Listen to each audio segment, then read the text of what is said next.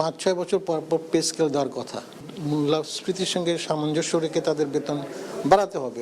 দীর্ঘ 11 বছরের প্রতীক্ষার অবসান ঘটিয়ে চূড়ান্ত ধাপে পৌঁছেছে সরকারি চাকরিজীবীদের নবম জাতীয় পে স্কেল। মন্ত্রিসভার চূড়ান্ত অনুমোদন পেলেই আনুষ্ঠানিকভাবে ঘোষিত হবে এই নতুন বেতন কাঠামো। সচিবালয়ে সাংবাদিকদের প্রশ্নের জবাবে প্রধানমন্ত্রীর মুখ্য সচিব AVM আব্দুস সাত্তার জানান, পে স্কেলের খসড়াটি মন্ত্রিসভার উপস্থাপনের জন্য নীতিগতভাবে অনুমোদন দিয়ে রেখেছে সচিব কমিটি।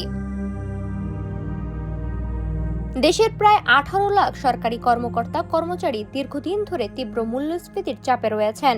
মুখ্য সচিবের মতে, সাধারণ জনগণের উপর সাময়িক চাপ সৃষ্টি হলেও চাকরিজীবীদের জীবনযাত্রার মান ও বাজার মূল্যের সঙ্গে ভারসাম্য বজায় রাখতে এই পদক্ষেপ অত্যন্ত জরুরি হয়ে পড়েছিল। অর্থনৈতিক মন্দা ও জ্বালানি সংকট কাটাতে সরকার যখন বহুমুখী আন্তর্জাতিক চুক্তি ও উৎপাদনের উপর জোর দিচ্ছে, ঠিক তখনই এই সিদ্ধান্ত কর্মচারীদের মনে এনে দিচ্ছে স্বস্তির হাওয়া। খসড়া প্রস্তাব অনুযায়ী কর্মচারীদের মূল বেতন সর্বোচ্চ 100% পর্যন্ত বাড়তে পারে। তবে বৈষম্য কমাতে উচ্চ গ্রেডের তুলনায় নিম্ন গ্রেডের কর্মচারীদের বেতন আনুপাতিক হারে বেশি বাড়ানোর সুপারিশ করা হয়েছে।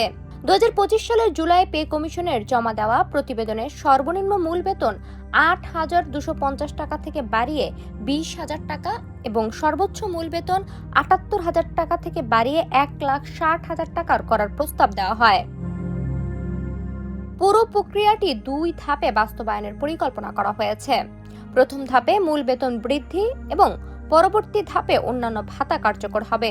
অর্থমন্ত্রী আমির খসরু মাহমুদ চৌধুরীর নেতৃত্বে গঠিত 7 সদস্যের একটি বিশেষ কমিটি বিচার বিভাগ সংক্রান্ত কিছু কারিগরি জটিলতা নিরসনে কাজ করছে।